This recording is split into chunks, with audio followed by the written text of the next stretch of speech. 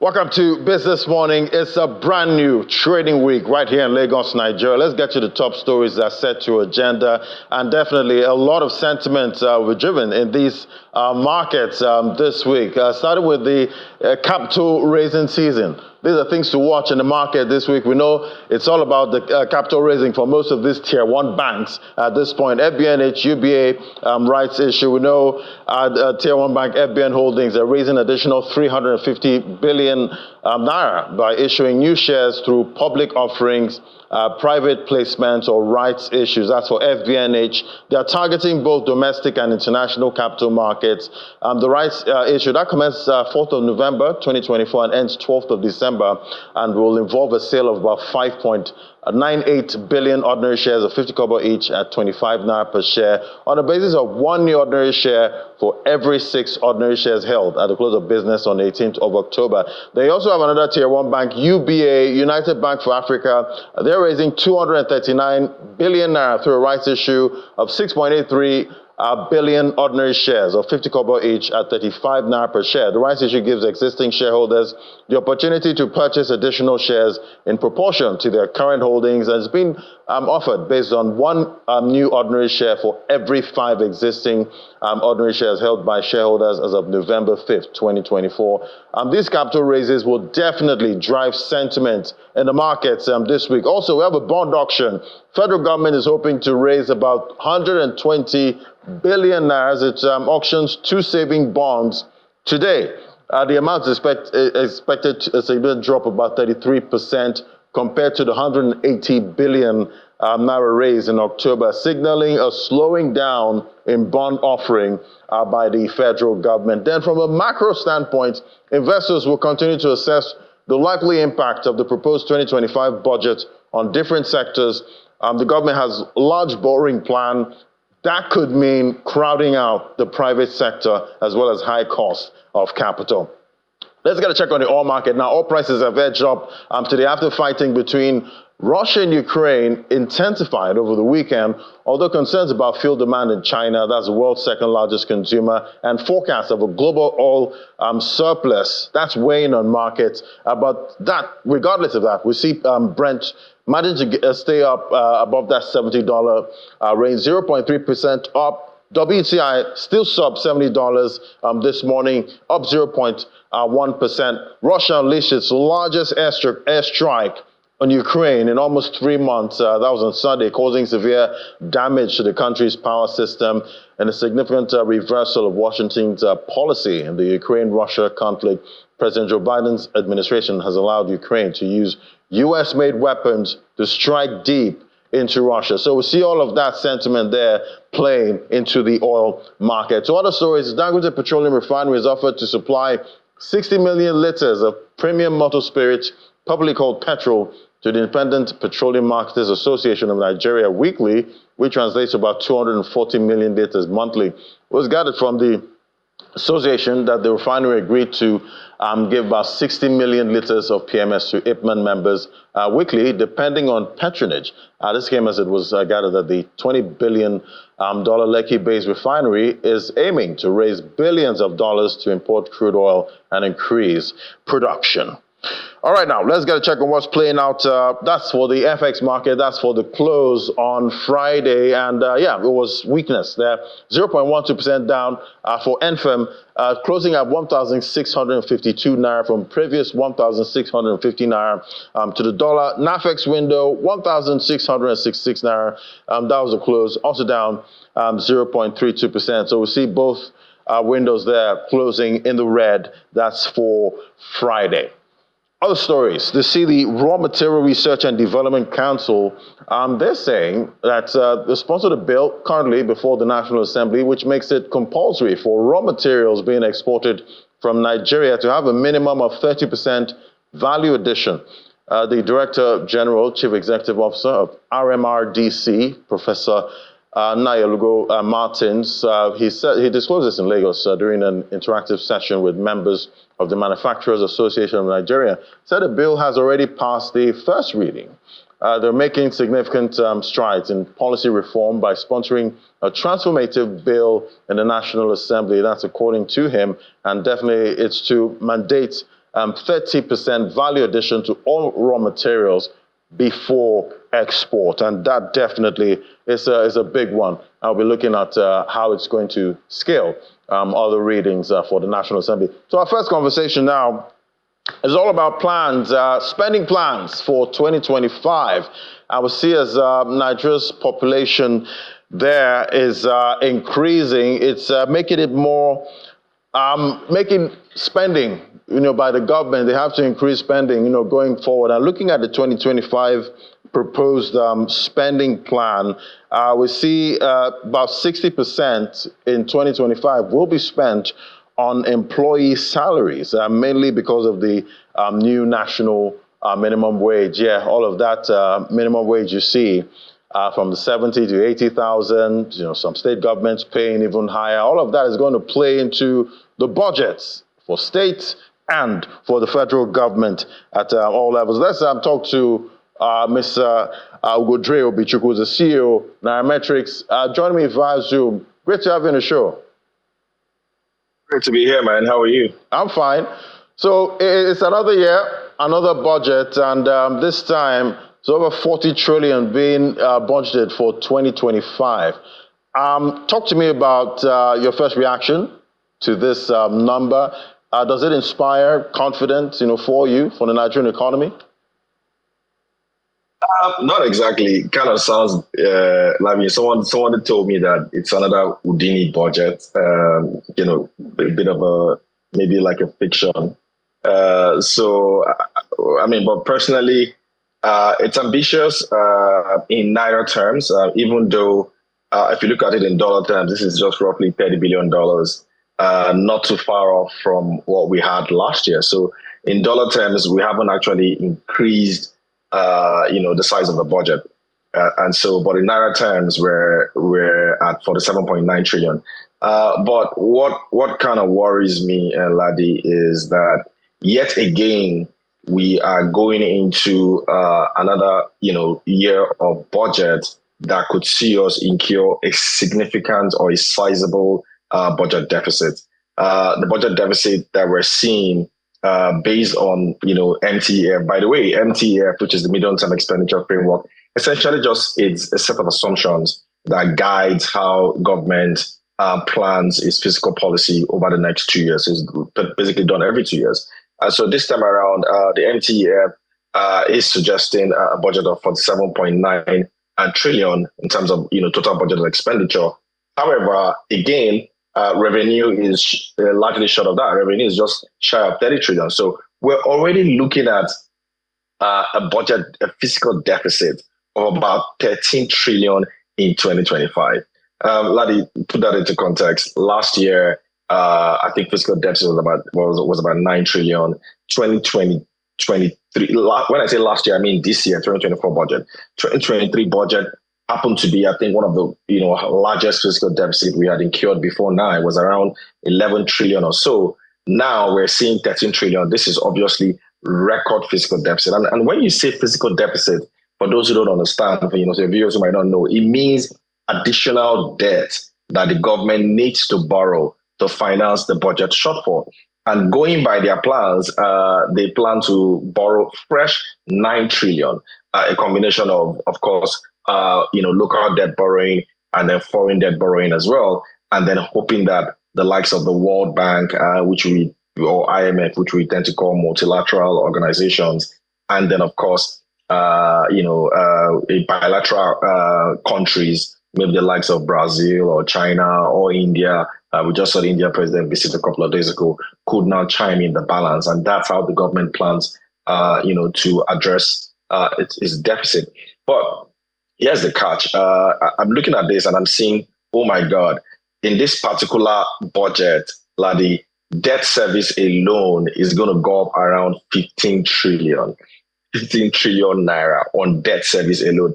That used to be Nigeria's entire budget for a year, but we're doing 15 trillion already on that. Now, compare that to capital expenditure, which is about 16 trillion, and then compare that to recurrent expenditure of 14 trillion. So you see that as much as we continue to do deficit financing, our debt numbers continue to balloon, and the cost of servicing those debts never get cheaper, Ladi. We know, debt is not bad, in itself. And the thing about it is, that debt you're taking, right now is a dent on your future earnings. And that's why we're not going to have enough to spend with that kind of debt servicing number of about 15 trillion. And we got the inflation numbers last week. That was Friday. It's higher again. How are you seeing this impacting inflation, going into 2025? Well, interesting thing is that I was looking at the numbers right on my screen here. When I was looking at the MTF, they claimed that they are projecting inflation rate of 15.75% for 2025 and 14.2% for 2026. And then I look at the other assumptions as well. They're saying $75 per barrel for crude oil price, which is fair enough. Of course, bear in mind that Donald Trump presidency is already looking at, they're going to push for lower oil prices. But let's even assume $75 dollars per barrel is fine. And they're pushing for 2 million barrels per day in terms of crude oil production. We're nowhere close to that at the moment. In fact, OPEC quota for Nigeria, if I'm not mistaken, is around 1.5 million barrels per day.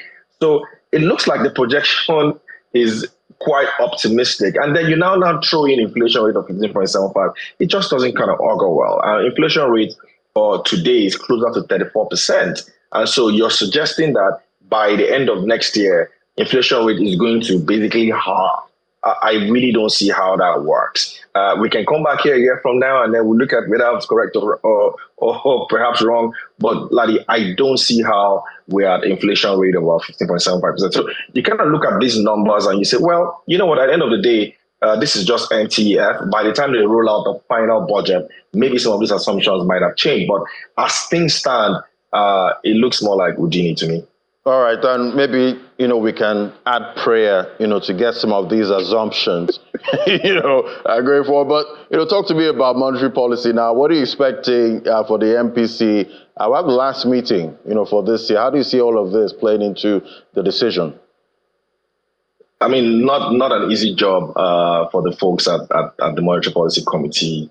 I look at this, I read their minutes to their meetings all the time, and you could see that they are basically battling, with the tools that they have to try and salvage what it is of an economy that is, going through dire straits. And so the only tool that they've had essentially is to continue to raise interest rates. And as much as, the wider economy doesn't like it, especially manufacturing sector don't like it because of what it means for borrowing costs. But that's essentially what the CBN can do. The CBN cannot cannot intervene like, the CBN under Emefiele was intervening. They don't even have the bandwidth for that at the moment. So that's definitely not going to happen. So I do expect to see moderate increase in interest rate when the MPC meets. I know some might think, look, how much more can they take it up? It's probably going to be flat this time around, but it definitely is not coming down. I think if you look at the inflation numbers, it kind of looks like everything was ticking up. And I don't think the inflation numbers is fully reflected yet.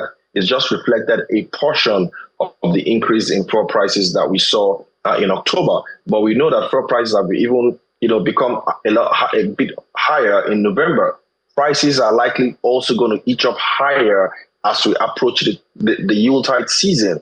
And so, and then this is the last CBN MPR, and so MPC meeting before the next one, maybe likely in January or early February. So it will be strange. I'll be surprised if they lower rates or if they even keep it stable. So I do expect to see moderate increase.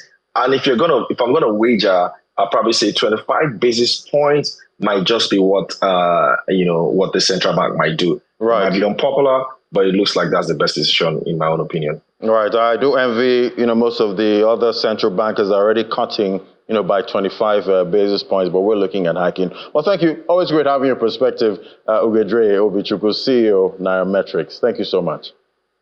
Thank you, Ladi. All right, we'll take a break now. When we come back, more conversations and what to expect for these markets. That's in a moment. Do stay with us.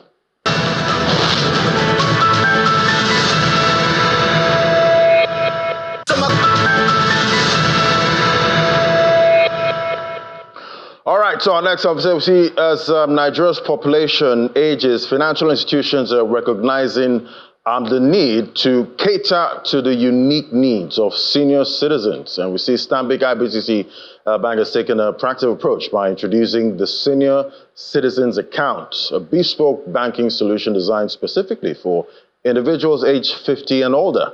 Well, let's delve into the features, benefits, and inspiration behind the Senior Citizens Account, as well as Stanbic IBTC's bank's broader commitment to serving the senior demographic. Join us for this conversation. We have Mr. Emmanuel Ayeba, as the country head personal clients, Stanbic IBTC Bank. Join me right here in the studio. It's great to have you. Thank you. I'm glad to be here. Yeah, so quite an interesting account there. Tell us about this Senior Citizens Account and what inspired, creating this segment. Yeah, the Senior Citizen value proposition is designed to help us in our overarching goal to help our customers to live a better life. That is really the overarching goal of the personal and private banking division of Stanbic IBTC Bank. So as we begin to move towards that age, you begin to pay more attention to wealth preservation. You begin to pay more attention to, financial freedom. And then you begin to watch your costs, begin to look at savings. That's why this package was put together to achieve all of this in one. I definitely provide more details as we progress. Right, and definitely we know senior citizens, they need as much support. Yes. These are really tough times. Yes. With the cost of living crisis, even the young ones are struggling at this time. So talk to me about, what makes this account, unique. Okay, so number one is the age group, right? Senior citizen as a value proposition is not new in the Nigerian banking industry. But a couple of other financial services companies look at age 65, age 60. So first of its kind is age 50, coming from Stanbic IBTC Bank, okay? Wanting to bring the rewards and the value early, okay? That's quite unique. But in addition to that, it's a bouquet of all kinds of freebies. For example, free opening balance, okay? Which comes with a free debit card. It comes with a free checkbook, okay? Wrapped in there, we have wheels, we have, health insurance packages at discount rates. All of these packaged together to make life better as people step onto the fifth floor. Right. I almost thought you were going to say free money at some point, but I guess that depends on you. But, talking about wealth and preservation, yes. At this time, and, why it's so critical for this particular age group. Yeah. The mistake people make a lot of times when things are tough, they look at surviving for now, right? There's pressure everywhere, there are bills to pay. But there's still a future, not just for you, but for legacy, okay? So when we talk wealth preservation, we are not just talking about you, we are talking about being able to leave a legacy and also being able to impact your community, philanthropy, and so on and so forth. So counterintuitively, when things are tough is when you really must pay attention to the future. Otherwise, you survive for now, and on to the future, there is nothing to leave for legacy. Because some might say, I have this money right now. It's being attacked by increase in fuel prices. Yes. It's being attacked by inflation. Yes. It's being attacked by higher interest rates. So I might as well just eat, right now. It's definitely a very delicate balancing act. Yes, it is. Everything attacking you now is really attacking your future. Okay, that is really what it is. So if all you do is survive for now, there's a future coming, right? So beyond just surviving for now, managing your funds better, you have to be able to leave something for legacy. And the senior citizen value proposition helps us to wrap all of our, Stanbic IBTC is the only end-to-end financial institution in Nigeria. It helps us to wrap everything from your pension to asset management to wills and legacy, everything wrapped up, such that there is something, you are taking into the future. Well, that's quite interesting because you also have a financial wellness session. Yes. How does that work? Yes. Well, it's quite interesting, right? People talk about physical wellness, Right. which is important and crucial as well. And you're lifting weights and all of that. Lifting weights. I wonder what we're going to be lifting with this one. Yes, you have to also build muscles in how well you understand and manage money. Okay? From what we've seen engaging customers, many people do not really know how to manage money. People don't know the difference between a savings and an investment. People don't know the right structure, the right tenor, the right pricing for a loan, for example, in case you want to borrow. Okay? So what this package does is that in a very simple certified program, because it's actually a program certified leveraging on our parent company, Standard Bank of South Africa, is this certification program that in 45 minutes to an hour will help you just take the veil off your finances and you can determine your personal net worth and then know the right decisions to make into the future. Right. And, That's I know awareness. for me, I know my grandmother is mostly calling me when she has, issues, maybe her banking app and all of that. So talk to me about how, this account is simplified, for senior citizens. So it's easy for them, to navigate. Well, for now, we leverage one-on-one a whole lot, okay, because you want to take advantage of that interaction, okay. So after a financial awareness session, we have a financial awareness clinic, almost like sitting in front of a doctor, right, where you can look at your income, your expenses, and then we can give you a model that would work, Recently, we had a session in Abuja, and a woman walked up to me and said, I'm 52 now. What can I do to have 10 million when I'm 60? Right? There are models that we can work out, look at your package and guide you to say, okay, if you put this in mutual fund, if you put this in this investment over this period, you can actually close with 10 million in your account at age 60. Yeah, so that's the way. Yeah, that's definitely not a bad number. Yeah, it's not a bad number. But how does it play for, pre-retirees, and retirees? Yeah, so again, leveraging on our pension business. Islamic IFC pension is number one in the industry. So we have a lot of people that trust their future to us, right? We're also the only AAA financial institution in Nigeria, the only one. So there is that assurance of your funding, the assurance of your future. So as people are approaching 50, they're not retiring yet, okay? But some are already assessing their lump sum in pension, some are already doing annuity in insurance. You now just have a value proposition to put it into, okay, in preparing for retirement, be it 60 or 65, so that there is already something working that you can, pull all of this into. That is what the senior citizen value proposition offers. Okay, so, talk to me about the importance of personal banking, when it comes to this segment. Yeah. So what we've done, what Islamic IFC has done, is to bring to the fore that understanding that a corporate organization or a corporate entity is totally different from the individuals, right? The needs of the corporates are different from the needs of the individual. So the personal and private banking division was set up, headed by an executive director, to focus on the needs of individuals, regardless of your status or cadre, from the very richest, to those at the base of the pyramid. So we have the high net worth segment, we have the private banking, that's the affluent segment, and then we have the personal banking, catering to everyone so long as you're an individual. The needs differ, and we have a bouquet of products that we offer depending on your status, depending on your employment, status, and so on and so forth. Yeah. I'm talking about status. We see some people have that mindset that these kind of packages are just for people that have money. At the end of the day, say, how much do I have? What am I opening this account for? What's your advice to such people? No. Everyone needs to put something aside. Everyone. We always advise to say, no matter what you earn, you can save something. Okay? And the guidance says, don't save after spending. Save before you spend, no matter how little. Okay? If you get a lot more, you're able to save a lot more.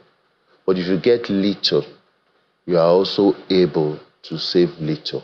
Let me give you an example. If you're able to put 10,000 naira aside every year for a period of 30 years, you're going to end up with 300,000. But if you put 10,000 naira aside every year in a savings account, as an example, okay, or in a mutual fund account, running at about 15%. At the end of 30 years, you are going to end up with 1.8 million. As opposed to the guy who saved the same amount, but didn't invest properly, you end up with 300,000. See the difference? It's the power of computing, right? When you know the power of computing, you will earn it. If you don't know it, you will pay it. So no matter how little you earn, there is something you can put aside, and still be able to benefit. Now we know some, long-term minded investors. Most of the time, their major worry is the impact of inflation, because they don't want to get to that time and that money, because of inflation, can just buy a cup of coffee. Yeah, there are long-term investments that help you to hedge against inflation, right? People tend to judge some investments over a short term. Over a short term, it looks as if you are lost.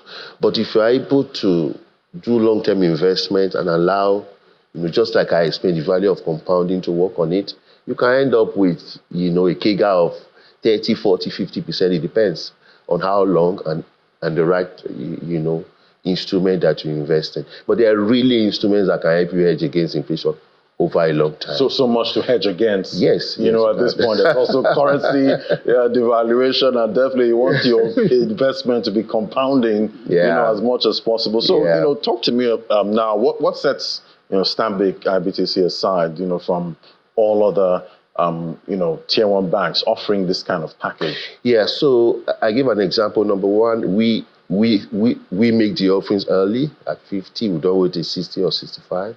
That's number one. Number two, which I also mentioned earlier,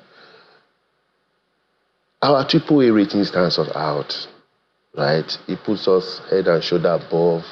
It gives you the assurance, because the Fitch rating is an assurance of your ability to meet your obligation over the long term. So you are guaranteed of financial security when you are with Stanbic IBTC Bank. And because of our expertise over the years, okay, we have a history of investment banking. Now we are doing retail very well. So all of that is available, okay? And then lastly, like I said, the bank is only one of 11 subsidiaries. So it's the end-to-end financial. Is it asset management? Is it pension? Is it investment banking?